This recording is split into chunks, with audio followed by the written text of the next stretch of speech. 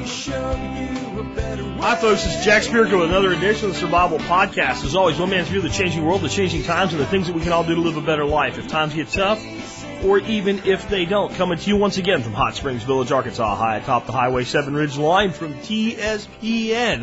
That's the Survival Podcast Network headquarters. Today is Tuesday, March the 6th, 2012, and this is episode 853 of the Survival Podcast. Paul and Lisa Majors have never built a home before, but that's not stopping them from building an EARTHBAG home in Arkansas. They expect to finish it in only 2 years. They're determined to stick to a budget of $10,000, building a double dome home while showing others how they can do the same. They're here today, or actually she's here today to talk to us about sustainable living, changing consumer habits, and how if we change our consumer habits, we could make a big difference in the depletion and destruction of our world's resources. It all starts every time we think we need something, where we go to get it, and how we use that product, and what remains, and how we dispose of it. She's here to talk to us about building that EARTHBAG home and living sustainably. Hey, Lisa, welcome to the Survival Podcast. Oh, thanks, Jack. Appreciate it. Glad to be here. Hey, I kind of just read your bio to the audience and all, and what you're doing, but, I mean, just kind of to get started here, what made you guys decide you're going to build a house out of bags? I mean, I think it's really cool and all, but then when it comes down to it, that's like your main building, your main building component here. Bags we're filling with earth. What led you to that? Well, Paul and I met each other about 3.5 years ago, and we both were in very long marriages. I had been married 26 years. He had been married 21 years. And found ourselves divorced, which, that can happen to a lot of people. I never thought it would happen to me, but it did.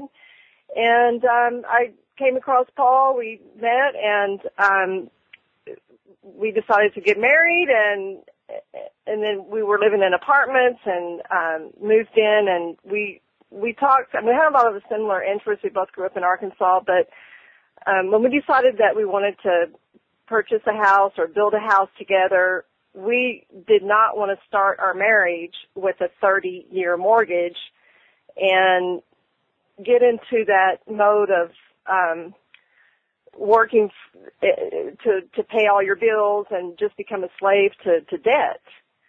So we thought he had seen on my profile. I had an online profile, and he had seen that I liked biotexture and permaculture, and I forget what all I mentioned on my online bio, but he originally thought I was way too high maintenance, but I guess that just goes to show that if you have an online profile and as much information as you put out there, it doesn't, you never know how that's going to end up, or what somebody's going to pick up on, and then you end up, here we are 3 years later, building the EARTHBAG home. And we both like to sit down at night and do a lot of research and figure out before we do something how we're going to do it, how much it's going to cost. And we actually had a friend that had the EARTHBAG book on his coffee table, and we were visiting him, and we picked it up, and we both instantly just thought, wow, that's really cool to build a house out of bags. And I'd already looked some into geodesic domes and earth ships, and I love the earth ships, and this home is fairly similar to the earth ships. It's just not, we use less tires. I mean, there's some similarities because we do rainwater collection. We have a south-facing room where our sunroom is, and we will have a planter. So it has some similarities, but we just like the idea of the strengths of the EARTHBAG home, and it's just kind of like a fortress. Paul's a strong person. I feel like I'm a strong person, and we just like the strength and the durability of an EARTHBAG home. It's got to be easier to fill bags than tires, too, I would think. People that have talked to me about earth ships, I think they're one of the most awesome things I've ever seen, but I'm like, before you plan your life around constructing one day, go fill one tire. Exactly. And we actually, on our main dome, we started with one row of tires. To back up a little bit on the foundation, just so people know, you can't just put the tire on the ground and start filling it with dirt and pounding it. I guess you could, but they recommend you build a trench first, and you fill that trench with gravel, and that's called a rubble foundation. So the water has a place to go when it rains, and it kind of, I guess it sort of goes down into the trench and dissipates through the ground. But that's kind of where we started. We did the trench, filled it with gravel, and then did a row of tires. And we've got some videos on YouTube where I show Paul and I are filling a tire and packing it, and it's pretty amazing. I did a fast forward on that video, and that tire never moved, even though he was slamming it with a sledgehammer pretty hard. Yeah. So they're super durable. I think. Why'd you guys do a layer of tires for your first layer? Is that like something a lot of people doing earth bags do, or is it something you guys came up with, or? Well, we had originally wanted to do 3 or 4 layers of tires and then take off with the bags. But after doing one row of tires, we're wow, that's really labor intensive, and I have a whole new respect for the people that build the earth chip. We just found that filling the bags was a little bit easier than packing tires, and just went, after one row, we said, well, let's just go on with the bags. So would you recommend if somebody were going to do this now that they just forget the tires altogether and go straight bags right from the bottom up? Oh, no. Okay. I believe that using tires is a great building resource. And maybe we were just a little bit too intent on making sure those tires were fully packed. And we were packing it with gravel. We were not using the dirt. The dirt in our area is full of rocks and roots, and we have a quarry that's not too far away, and we just went ahead and filled our tires with gravel, but it might be a little bit different with dirt. But no, it's a great building resource. Once you start building one of these houses and you use recycled materials, and you try to use things that would normally go in a landfill, then you really have you start looking at things differently, and it's been a really interesting experience for Paul and I both. We've become sort of like scavengers. Gotcha. I'm all about that. I'm all about that. What I'm really asking, though, is there any kind of a structural advantage to doing your first layer with tires? Is there an architectural reason for that, or is it just you wanted to utilize the resource and keep it out of a landfill? Well, both. It is structural, and it's also keeping tires from going to landfills.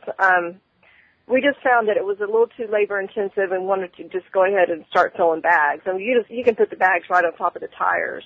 Okay. But now, if somebody wants to build an alternative home like an earth chip or an earth bag home, I would recommend go ahead, use the tires. The earth chips are wonderful structures, and it works really well too when you can push the dirt up behind it, sort of berm the dirt behind as a back wall. Mm-hmm. So we didn't have that option though. Where we chose to build, it kind of sits on a plateau, and then there's a big ravine right behind the house. So we didn't really have a way to push the dirt up behind the house to help with the insulation and the structure of the house. Gotcha. So you guys have a pretty big goal here. Maybe we'd call it a small goal, depending on how you would look at it. But to keep your budget on the construction of this house to $10,000, which is amazing to think you can build a house for that. And just so people don't think that you guys are building like a little tiny shed or something, I think you said the circumference of the main dome was like 25 feet, and then you have a second dome that's smaller, and like a connecting dome. That's a pretty significant size structure, because I remember I had a 27-foot round above ground swimming pool, and you're only looking at 2 feet difference there from your main dome. So it's pretty big for that price. How does that work that you're able to keep the cost that low? The good thing is we decided to fill our bags with crushed limestone, and that's a really inexpensive material. In fact, it's kind of a waste material. When they make gravel, the crushed limestone is kind of a pulverized limestone that they either get rid of it, or I'm not sure what all they do with it, but it's a really cheap material. If you use dirt, that's great. That's even cheaper. But the cost really depends on how many recycled materials that you can find too. We've gone to flea markets and we've found a spiral staircase for less than $100. We've found sinks and doors, and the Habitat for Humanity store has a lot of good finds. We found a beautiful solid wood door for $30. So a lot of it really depends on where you get your materials. And another thing too, I do a lot of mosaics and tiles, and I just go to places and ask them, you have any tiles that are chipped or broken that you don't want, or that you don't, anything that's discontinued? And a lot of times they'll load me up with a whole pallet full of tiles. We have a lot of rocks on our land, so I've utilized those rocks as a building source. We also have a lot of clay on our land, and that goes into the adobe. So, yeah, you can keep your costs way down if you're using the materials that you already have or that you find or that you buy at a discount. You mentioned the crushed limestone there, and I was going to ask you about that because one of the things I've seen people do is basically use the material that's on site. Was it that the soil you had there wasn't good for this type of construction, or was it just the limestone was so much better and it was cheap and available as a waste product? And what's it costing you like for that stuff, like per ton or something? Well, the limestone, we were paying about $15 a ton, and they bring out about 22 tons at a time. It's a big truck that they come and just dump a big pile of it. But you can use soil. There's no problem in using soil.